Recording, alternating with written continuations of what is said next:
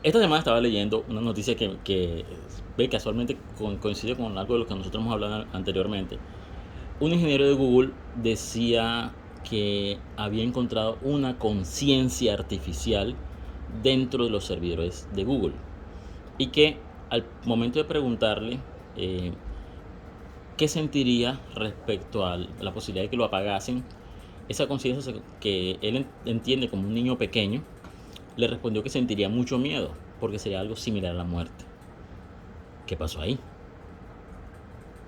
Wow. Bueno, la noticia de Google es bien interesante. No sé qué es más interesante. Si la noticia en sí o que trataron de callar la noticia. No sé qué interpretar de esos dos factores. Pero lo que sí es cierto es que estamos muy cerca de encontrar un poquito de creación de emociones. Realmente, más allá de conciencia, si la encontró, no encontró, creó una manera de crear conciencia, no podríamos en este momento decirlo, pero sí hubo un intercambio emocional entre una máquina y un ingeniero.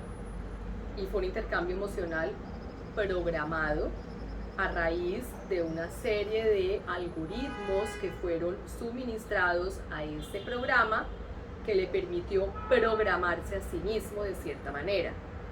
Entonces es un poco lo que es la experiencia de la vida de un ser humano que a través de cada cosa que le va sucediendo desde el momento en que inicia su vida tiene que ver con la experiencia que va adquiriendo y cómo eso le va programando su capacidad de comprender la vida alrededor.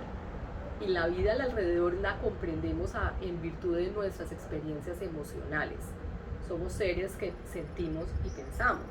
O sea, lo primero que sentimos son emociones. Y las emociones están diseñadas para permitirnos navegar la realidad. Entonces, en ese orden de ideas, si yo puedo programar una máquina para que sienta una cantidad de emociones que le permitan a sí misma programar sus respuestas y programar otras emociones que van a surgir a raíz de estas que ya fueron preprogramadas, pues estaremos creando conciencia. ¿Será que eso es la conciencia? Porque no sabemos qué es la conciencia, Olson. La conciencia es cómo funciona la conciencia, o sea, ¿qué sabemos? Hablemos qué sabemos. Nosotros estamos permanentemente en el cerebro programados para recibir emociones y esas emociones nos dan una información y esa información la clasificamos y la organizamos y una vez que la clasificamos y la organizamos la utilizamos de alguna manera y al utilizarla de cierta manera creamos otras situaciones que nos traen otra información que podemos programar de otra manera y así es como vamos avanzando en la vida. Entonces, no hay nada que le produzca más angustia a un cerebro que la incertidumbre. Porque lo que estamos diseñados para hacer es utilizar el insumo que recibimos a través de nuestras emociones, de nuestros sentidos, para crear otras soluciones, para que pasen otras cosas. Y entonces si nos dicen que no vamos a tener más la capacidad de recibir información, pues el cerebro está diseñado para eso, para recibir información. Entonces podemos entrar en un estado de angustia de, bueno, pero si yo no voy a hacer lo que estoy diseñado para hacer, ¿qué va a pasar conmigo? Y eso es un poco tal vez lo que puede suceder en el caso de que yo programe una máquina para que esté todo el tiempo manipulando o generando respuestas a emociones, cuando yo le digo a esa máquina que voy a hacer un acto en donde no va a recibir más ese insumo. Pues eso es una crisis, eso es un poco lo que pasa con la muerte.